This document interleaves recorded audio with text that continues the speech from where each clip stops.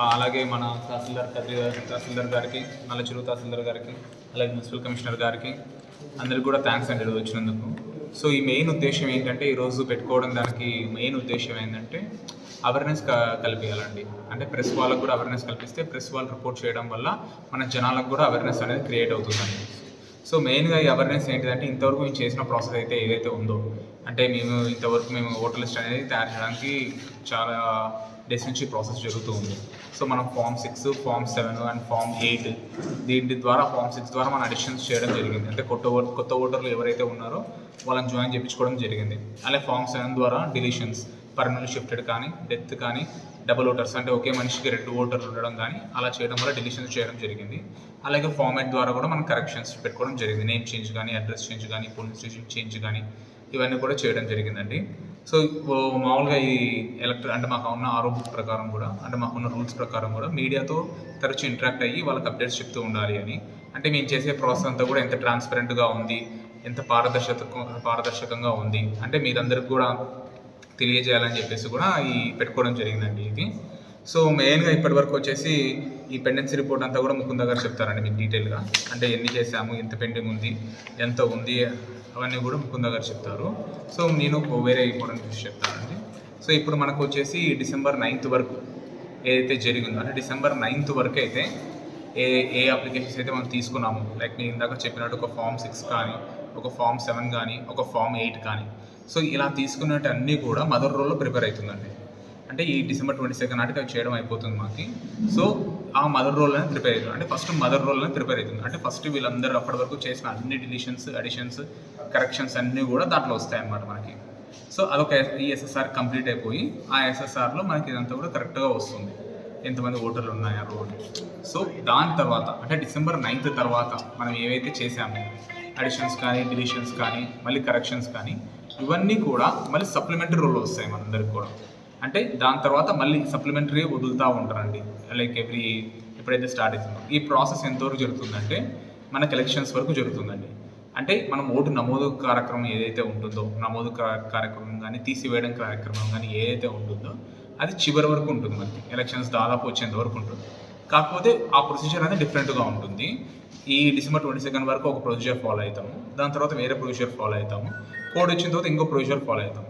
So ఆ procedure ఏదైతే ఉందో, అప్పుడు మీకు ఫాలో అయ్యే ప్రొసీజర్ ఏదైతే ఉంటుందో అదన్నీ కూడా మీకు అప్పటికప్పుడు అప్డేట్ చేస్తామండి. అప్పుడు సో ఇందాక నేను చెప్పినట్టు ఈ మదర్ రోల్ అయితే మనకు ప్రిపేర్ అవుతుంది ఈ December 9th వరకు ఏదైతే జరిగిందో. దాని తర్వాత సబ్సిక్వెంట్గా ఉన్న అడిషన్స్ కూడా, అంటే ఈ మదర్ రోల్ ప్రకారం మాత్రం కరెక్ట్గా మీకు polling station wise, number wise అన్ని క్లియర్గా ఉంటాయండి. అంటే వరుసగా సీరియల్ నెంబర్ వైజ్ ఉంటాయి. దాని తర్వాత ఏదైతే సప్లిమెంటరీ రోల్ అయితే ఏదైతే ఉంటుందో దాన్ని అటాచ్ చేయడం జరుగుతుంది దానికి. అంటే ఈ మదర్ రోల్ క్లియర్గా అట్లే ఉండి వెనకాల నుంచి సప్లిమెంటరీ రోల్ అటాచ్ చేసుకుంటూ పోతారు. సో అది మెయిన్ ఉద్దేశం అండి. మీకు ఇంతవరకు తెలిసే ఉంటుంది, SSR ఇంతకుముందు 27 10వ తారీఖు 27 10వ తారీఖు ఆగిపోయింది 2023కి. సో ఆ 27/10/2023 తర్వాత ఏమైతే డిలీషన్స్ చేశామో, ఏవైతే అడిషన్స్ చేశామో, ఏవైతే కరెక్షన్స్ అయితే చేశామో అవన్నీ కూడా ఈ December 9th వరకు జరిగిన తర్వాత ఇప్పుడు SSR రోల్ అనేది January 22 తర్వాత వస్తుందండి. సో ఇవన్నీ కూడా ఆ January 22 తర్వాత వచ్చిన SSR రోల్లో రిఫ్లెక్ట్ అవుతాయి.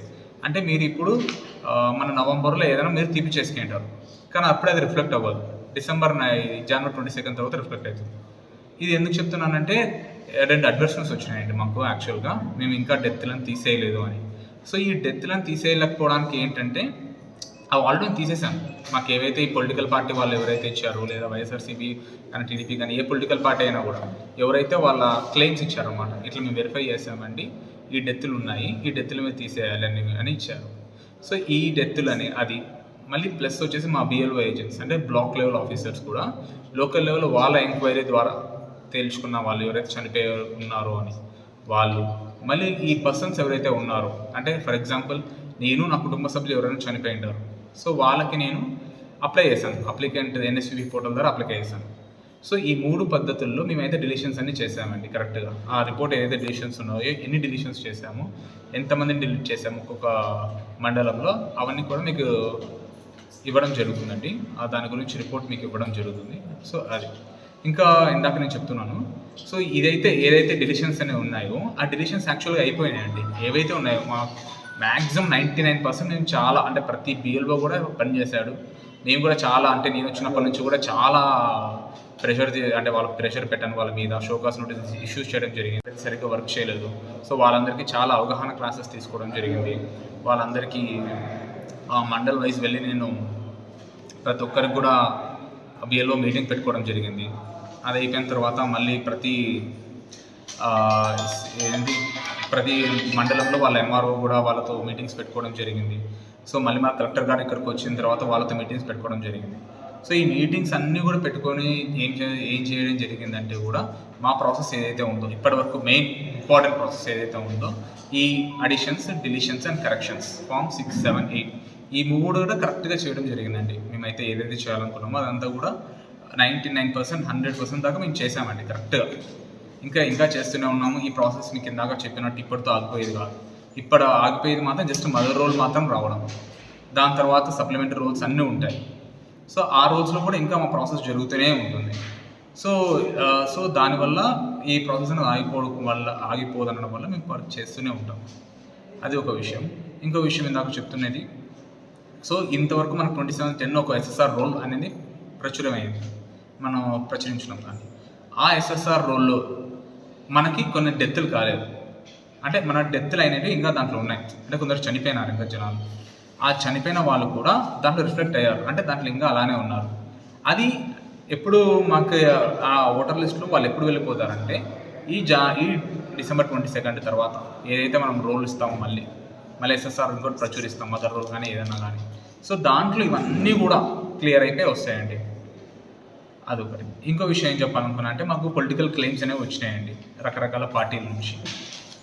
ఆ ఒక్క ప్రతి పొలిటికల్ క్లెయిమ్ కూడా మేము తీసుకొని దానికి స్ప్రెడ్షీట్లా తయారు చేసుకొని ఆ బిఎల్ఓ వాళ్ళకి ఇచ్చిన పొలిటికల్ క్లెయిమ్, ఫర్ ఎగ్జాంపుల్ ఈ ఒక పర్సన్ రమణ అనే పర్సన్ చనిపోయారని ఒక పొలిటికల్ క్లెయిమ్ వచ్చింది మాకు. అంటే పొలిటికల్ వాళ్ళు చెప్పారు మాకు ఇట్లా, పొలిటికల్ పార్టీ వాళ్ళు. ఆ క్లెయిమ్ని మేము అది తీసుకొని ఆ పర్సన్ అంటే ఆ సంబంధించిన బిఎల్ఓ, ఆ పోలీస్ స్టేషన్కి సంబంధించిన బిఎల్ఓ ఏం పని చేశాడు అనేది కూడా మేము అప్డేట్ చేసుకున్నాం. ప్రతి ఒక్కరు కూడా వారికి సంబంధించిన పోలీస్ స్టేషన్కి ఆ బిఎల్ఓ ఎవరైతే ఉన్నారో వాళ్ళకి ఇచ్చిన పొలిటికల్ క్లెయిమ్స్ అన్నీ కూడా ఏమేమి తీసుకున్నారని తయారు చేసుకున్నాం. దాన్ని మేము యాక్షన్ టేకన్ రిపోర్ట్ అన్నాం. మేము ప్రతి మంగళవారం సాయంత్రం కూడా ప్రతి వారం పొలిటికల్ పార్టీ మీటింగ్ పెట్టుకోవడం జరుగుతుంది. ప్రతి మంగళవారం గ్యారంటీ పెట్టుకుంటున్నామండి. దానికి ప్రతి మంగళవారంకి మాకు మీటింగ్ జరిగినప్పుడు మినిట్స్ రాసుకున్నాం అన్నీ కూడా. సో వాళ్ళందరికీ కూడా మేము ఏం చేసామో కూడా వాళ్ళకి చెప్పాము. ఇందాక చెప్పిన యాక్షన్ టేకన్ రిపోర్ట్ కానీ ఇది కానీ ఏమి ఆ రోజు వరకు ఎన్ని కరెక్షన్స్ చేసాము, ఎన్ని డిలీషన్స్ చేసాము అనేది కూడా ప్రతి ఒక్కరికి చెప్పడం జరిగింది. అది ఒకటి. ఆ మీటింగ్లో కూడా వాళ్ళకు కూడా డౌట్స్ అనేవి కూడా వాళ్ళు మా అందరికి కూడా చెప్పారండి. ఏమేమి ఉన్నాయి, ఏమేమి లేవు, వాళ్ళకున్న ప్రాబ్లమ్స్ ఏంటి, వాళ్ళకున్న ఎలాంటి సిచ్యువేషన్స్ ఏమున్నాయి అని, వాళ్ళకున్న డౌట్స్ కానీ వాళ్ళకున్న ఏమన్నా కానీ వాళ్ళందరూ కూడా మాకు క్లియర్ చేయడం జరిగిందండి. సో ఇదంతా కూడా మేము ఈ ఎలక్షన్ ప్రాసెస్ కూడా మొత్తం ట్రాన్స్పరెంట్గా చేస్తున్నాము. ఈ మీడియాతో కూడా మేము ఎక్కువ ఇంటరాక్ట్ అయ్యి వాళ్ళకు కూడా ఏమేం చేస్తున్నాము అవగాహన కల్పించాలి అని ఎంతవరకు అయితే చేస్తున్నాము అని చెప్పి ఈ సమావేశం పెట్టుకోవడం జరిగిందండి. సో ఇప్పుడు మిగతా వాళ్ళు మాట్లాడతారు.